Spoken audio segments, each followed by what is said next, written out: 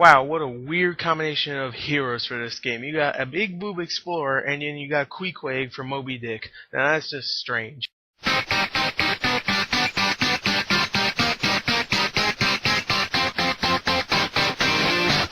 a crooked little town, they were lost and never found. Fallen leaves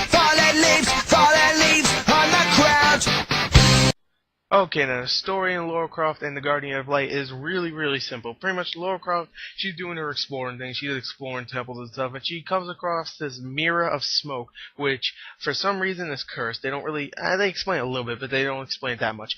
And something happens where she doesn't pick it up, but someone picks it up and the curse is released, and it is, I forgot the enemy's name, he's not very, important, but yeah, a big enemy that's gonna kill everybody, and also releases it is Totek, who is the Guardian of Light, and he's the one that pretty much can pretty much kill this guy. I'm guessing. I'm not really completely sure, but he is released. He's the Guardian of Light. He's gonna go bust some stuff, and Lara Croft is on there for the ride because she's somewhat responsible for what happened. So yeah, the story is simple, but not bad. It's an arcade game, so I wasn't explaining a great story. So overall, I actually I like the story only because I like the characters. So yeah, not a great story, but pretty fun to just go along with. So yeah, okay story. Okay, now the sound in the game overall is actually really good also. I mean, the environmental effects and the enemies, they all sound really good, but the voice acting is actually really good, I have to admit. The guy who voices Totek is pretty good. He's a little cheesy sometimes, but I think you need to be a little cheesy if you're going to play someone like him. He's very much a ancient warrior, so he's going to say some cheesy things, and his voice acting is going to be like all like manly and stuff, like, we must get him. Like, I thought he did really good as the character. And Lara Croft, whoever voices her this time, I don't know if it's the same actress, but she still has that British accent, and she sounds hot, so she does a good job. So overall, the sound's really good also. So yeah, let's go on to the graphics of the game.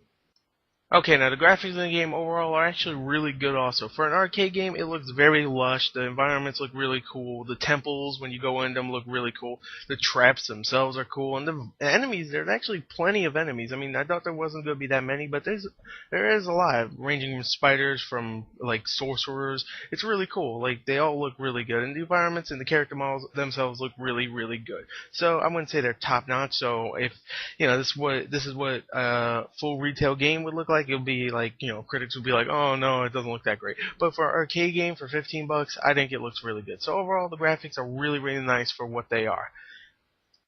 Okay, now the gameplay in this game is actually really fun. Now, it's not my favorite arcade game of this year, I'll just say it right now, but it's a really good game. The gameplay is pretty much a top-down view, and it's pretty much a shooter. If you've played a top-down shooter before, it's pretty much like that, except you have a whole bunch of weapons. I think you have 29 weapons overall, and you also have a whole bunch of artifacts, which are pretty much powers. You can find them through the level by doing little traps and stuff, and finding things and trying to get to stuff, and they all power your weapons and your strengths up and stuff. Your health will go up from some, and some guns will go up, like a shotgun or something, And you can find little collectibles here. You can even find like little power ups so you can get powerful or something when your bar reaches maximum.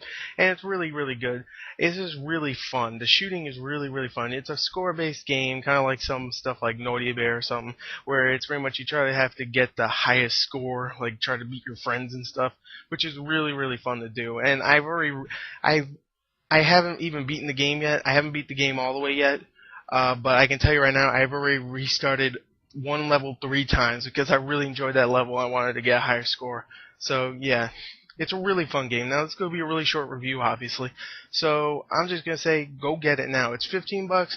And sure, you have to wait for the co-op, but get a friend. You can still play local co-op, but you can't play regular co-op. So overall, I think it's a really fun game. I mean, nothing else to talk about except really just get the game. It's really fun. Get this and Monday Night Combat. Get $30 of Microsoft points and get this and Monday Night Combat. They're really great games.